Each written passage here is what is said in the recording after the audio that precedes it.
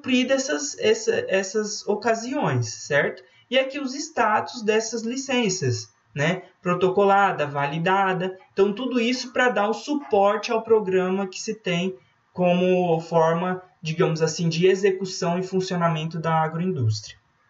Então, aqui um exemplo de renovação de licença de operação de um posto de combustível, tá? Autoriza o funcionamento. Então, eu tenho aqui a estrutura para mostrar para vocês de um laudo do IMASU, né? Tem número de processo, tem ano, tem o Instituto, né, do Meio Ambiente do Mato Grosso do Sul, que é o IMASU, com a sua regulamentação. Aqui tem todas as disposições, os dados da empresa, né, que está, no caso, sendo vistoriada para a emissão dessa licença daquela atividade. Nesse caso aqui é a autorização do posto de combustível de uma agroindústria, tá? E aí dentro dessa renovação aparece aqui de novo aquela palavrinha, condicionantes específicas. Então, a emissão da licença, ela está condicionada ao quê? Tá? E aqui eu trouxe para vocês, porque aqui fica de fato um pouquinho ruim de ler. Mas eu trouxe as principais coisas aqui do lado direito. Então, tem aí, condicionada a. Então, a condição para essa licença está validada, está de fato correta. Então, apresentar ao IMASU a cada 3 anos qual a condição dos tanques e instalações subterrâneas. Então, tem um prazo a ser cumprido, né? Para que essa licença, de fato, ela tenha validade. Apresentar a cada 5 anos relatório de inspeção externa do sistema de armazenamento aéreo de combustível. Então, se há o que nesses tanques? As condições físicas, né? Porque a gente sabe que essa parte externa e interna, ela está subterrânea, digamos assim. Esses tanques que possuem o combustível, eles estão em contato direto com o solo, por exemplo, no subterrâneo. Eles estão em contato direto com ali na parte externa, né? De fato, com o pátio, né? As demais coisas ali que também envolvem o solo de uma maneira ali da parte de fora, né? Então, a questão externa está no sol, está no relento, né? Então, essas condições do tanque, elas devem ser levadas às características físicas e de integridade, né? Porque pode sofrer o quê? Corrosão, vazamentos, né? E isso pode contaminar e causar um impacto ambiental. E é para isso que serve a licença. Para que isso não ocorra, tem-se a condição de visual, física, integridade, corrosão, nesses períodos, né? De 3, 5 anos. Então, a verificação das tubulações também, se estão, de fato, ok, né? Se não estão com corrosões, nem com vazamentos. E, anualmente, tem que ser feito o treinamento de pessoal, ou seja, quem está aí de fato trabalhando nesse meio, que também está sujeito a esse contato com esses materiais. Então, e que deve também ser treinado para observar essas situações que possa vir a ocorrer, né, nesses tanques, né, identificar isso.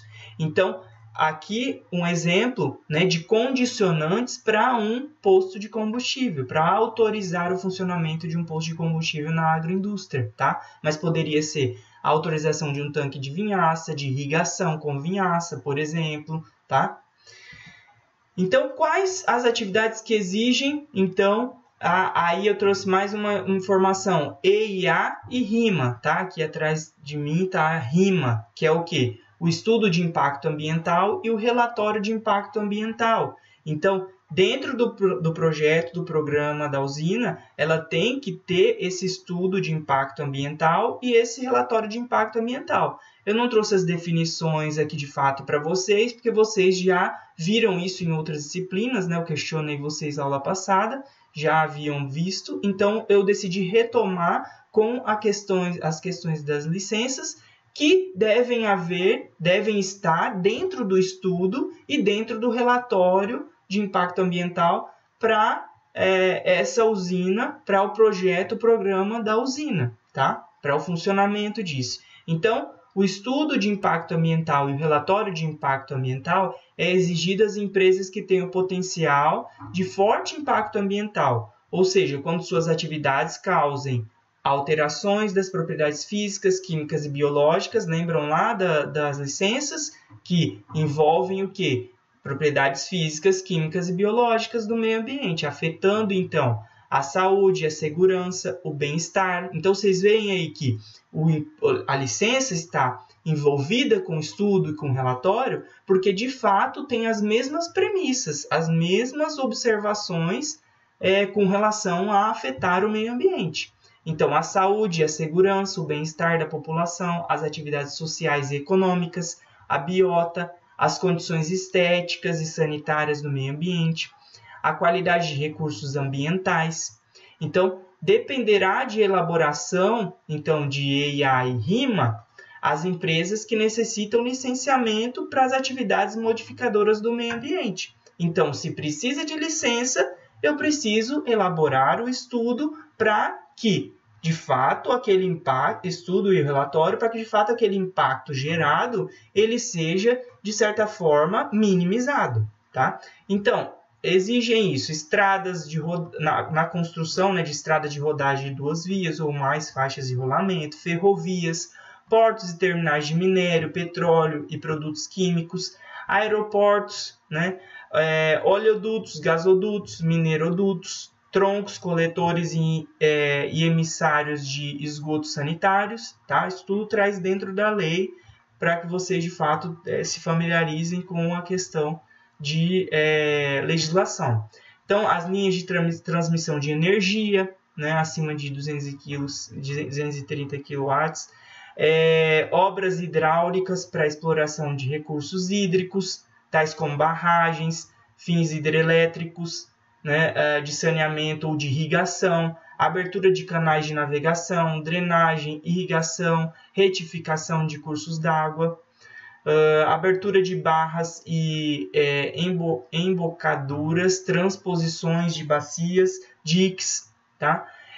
A extração de combustível fóssil, de petróleo, xistos, né, carvão, extração de minério, inclusive minério de classe 2, definidos no Código de Mineração, aterros sanitários, tá? E eu coloquei em azulzinho para a gente remeter ao nosso aterro, né, que hoje a gente tem nas nossas cidades. Antes tínhamos lixão, hoje a gente tem os aterros. Então, precisam também desse estudo, desse relatório, da licença, né? Processamento do destino final de resíduos tóxicos ou perigosos, né? Usinas de geração de eletricidade, qualquer que seja a fonte de energia primária, e complexos, deixei em vermelho para vocês verem que a legislação traz complexo e unidades industriais e agroindustriais, petroquímicas, siderúrgicas, cloroquímicas, destilarias de álcool, né? Extração de cultivos de recursos hídricos. Então, temos aí enquadrado mesmo, de fato, a questão das agroindústrias da cana-de-açúcar, as usinas, né, de destilaria, envolve a destilaria de álcools, né, as agroindústrias, certo? Não só isso, que a gente sabe que tem uma série de fatores que, de fato, podem vir a gerar um impacto ambiental. Então, como vocês já viram, o que é EIA, RIMA no licenciamento ambiental? Então, a legislação traz comum a todos os estados e regulamento da resolução do CONAMA 001 de 86, o estudo de impacto ambiental e o relatório de impacto ambiental são exigidos no licenciamento ambiental de empreendimentos e atividades que possam causar significativos impactos ambientais. Então, impactos ambientais na operação agrícola, né? De fato, vamos para a prática lá dentro da questão das usinas. E aí, uma palavra que eu sempre já trago para vocês, que é a questão mitigável, impacto mitigável, né? Quais são os impactos mitigáveis? É o que a gente consegue, de fato, diluir, né? Minimizar. Então, quais são esses? Supressões de árvores nativas, compactação de solo, contaminação de solo, vinhaças, defensivos, né, assoreamento de corpos hídricos, contaminação de lençóis freáticos, emissão de CO2, né, em queimadas, né, ou com as frotas. Então, esses impactos podem ser minimizados, né, e são ocasionados, de fato, nas operações agrícolas. Então, a preservação das APPs, regularidade ambiental das propriedades, monitoramento ambiental através da recuperação da área degradada, rastreamento e correta disposição dos resíduos, né, a questão do armazenamento, das embalagens, dos defensivos, né, a devolução para as empresas. Então, tudo isso são questões que podem ser minimizadas, mitigáveis. Tá? Dentro da operação industrial, quais são os impactos mitigáveis? E meio que dentro da agroindústria, a gente meio que traz informações aí que se confundem às vezes, né? Porque a gente fala de indústria e da agrícola, né, de fato se complementam, né? Então, aí, de novo, emissões atmosféricas, geração de líquidos efluentes, vinhaça, água residuária, água de lavagem, efluente de banheiro, tudo isso a gente pode dar um destino diferente. E a gente sabe, de fato, para onde isso vai, né? Porque a indústria, ela faz isso muito bem, né? Hoje ela tem através de muito estudo, né, de muita pesquisa, e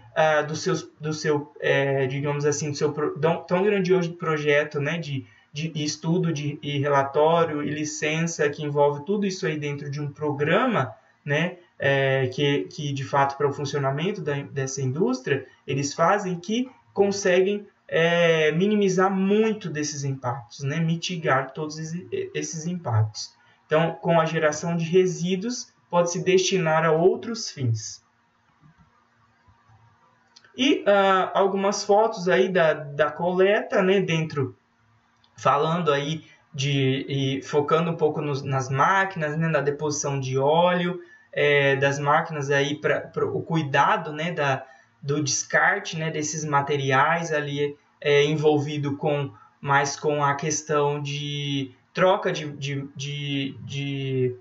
danos das máquinas, né, alguma mangueira, né, mancal, algumas coisas que são de fato arrumadas, né, os equipamentos digamos assim, que se usa na parte agrícola ou até mesmo da industrial. Então, nós temos aí a coleta, né, diferenciada dos resíduos, assim como nessa parte de oficina mecânica, né, dentro do pátio a gente enxerga muitos desses lixos, né, com cores diferentes, e a gente vai aprender essas cores, né, para ter de fato conhecimento com relação a também executar isso, né, a separação do lixo, como a gente sempre traz para vocês, que isso é uma questão nossa, né? A gente precisa fazer isso, né? Assim como eu sempre volto no exemplo da nossa casa, né? A gente coloca o lixo lá fora, nós temos a obrigação, não é o setor público que tem a obrigação de separar o lixo, né? Então, se nós tivermos esse cuidado, nós vamos também estar auxiliando e ajudando, assim como nós temos a obrigação compartilhada, né?